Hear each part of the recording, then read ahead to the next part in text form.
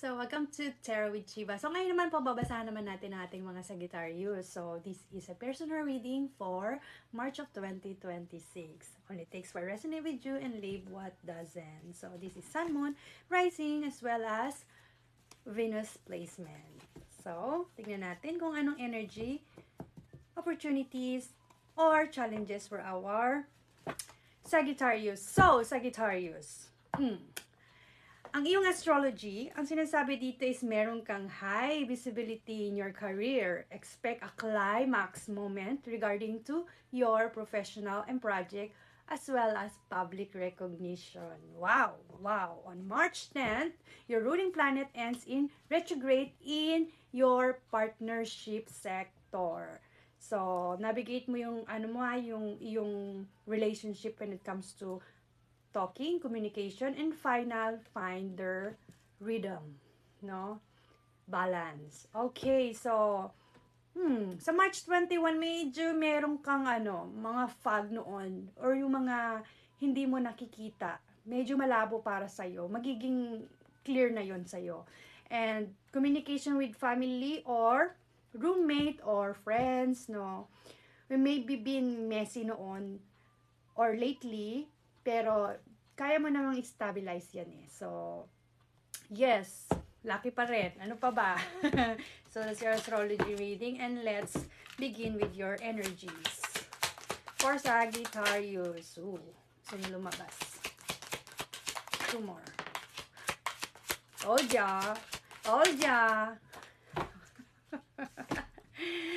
Ayun nga, may mga fog, no? Ingatan mo lang kasi may devil ka dito. So, you have the Four of Wands. You have the Devil card. You have the King of Swords. Okay, let me clarify them.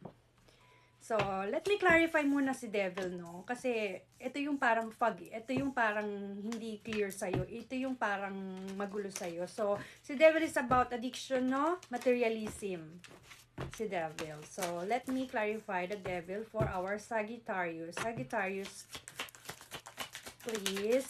Spirit guide, one more.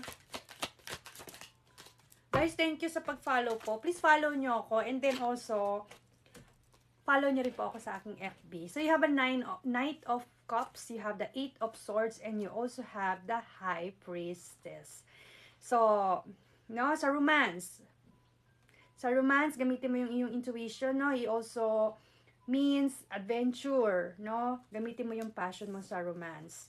And wag masyado maging materialistic when it comes to partner, no? Or maaaring wag mong payagan, no? Wag mong payagan na maging addiction or devil is about addiction sa lahat ng aspect, no? Addiction na mismong talagang addiction, and also pwede ring addiction sa pera, sa material na bagay, sa sex. And also, yun nga, ito nga yun. Ito nga, nasabi ko na yung kanina. So, restriction, ingat ka lang dito. So, i-release mo yon, wag mo yung payagan na pumasok sa'yo, or wag mong payagan yung sarili mo na yun ang magawa mo. And also, you have the High Priestess. Si High Priestess is about, may mga sikreto. May mga sikreto kang malalaman. No? So, yun yung mga fog mo. So, let me see itong iyong Four of Wands. Kasi parang ito is celebration eh. No? For our Sagittarius, please. Alright. So, you have Justice and you have the Two of Swords. So, yun nga.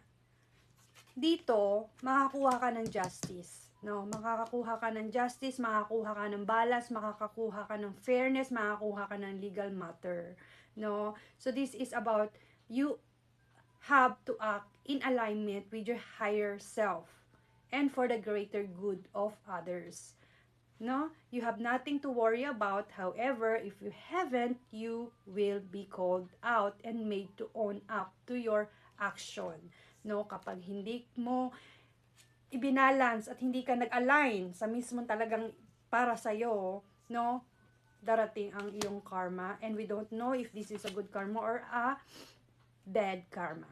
So, you have a Two of Cups. This is about, no, taking action sa mga situation na worse para sa'yo. wag kang matakot harapin yon, no?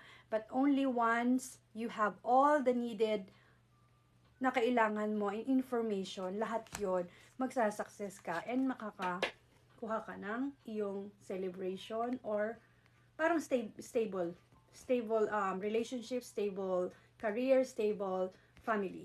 Okay, so let me clarify the King of Swords. No, this is King of Swords is about mental clarity, no? So let me clarify it for our Sagittarius. Sagittarius, please. Ayun, sorry, kunin ko lang. Okay, so you have the Sun, the Hermit, and the Page of Wands. Wow! No? So, explore, marami kang madidiscover. So, creative spark. Lalabas na yung pagka-creative mo, yung spark mo. Nasa tama ka ng iyong pag-iisip, no? And then, follow your creative muse, no? And then, you have the Hermit, no?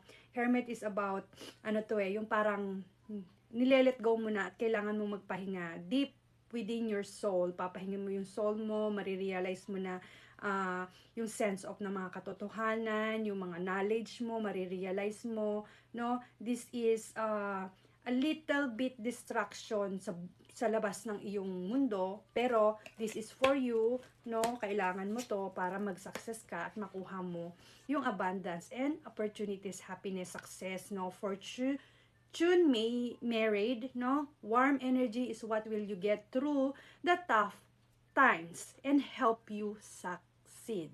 So sa lahat ng mga pagdadaanan mong challenges during this period of ating reading for March, no? Yung mga pagdadaanan mo na ito, no? Meron kang success because meron kang sun. Okay?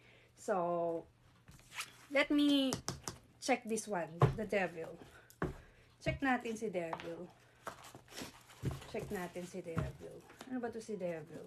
Kandali Masyadong malaki kasi itong aking psychic word card. Okay, you have frustration, no? May frustration. Walang improvement. Change ang kailangan, no? Financial imbalance, okay? Ito yun si Devil. Ginagamit ang tamang hinala para may masabing lang sa'yo or masabi lang na hindi maganda. Okay, one more. Mataas ang ego. Tingin niya siya ang laging tama. Okay, and the last one, one-sided. Ito yung negative ng side ng iyong Devil card. So, let me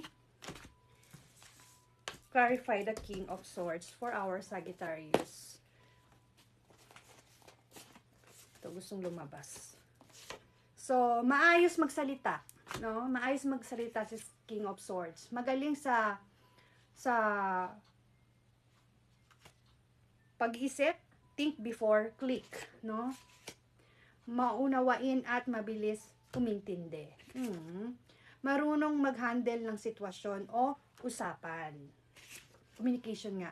May paninindigan sa mga pangako sa iba at sa sarili. So, nice. So, let me give you your divine protection, which is animal.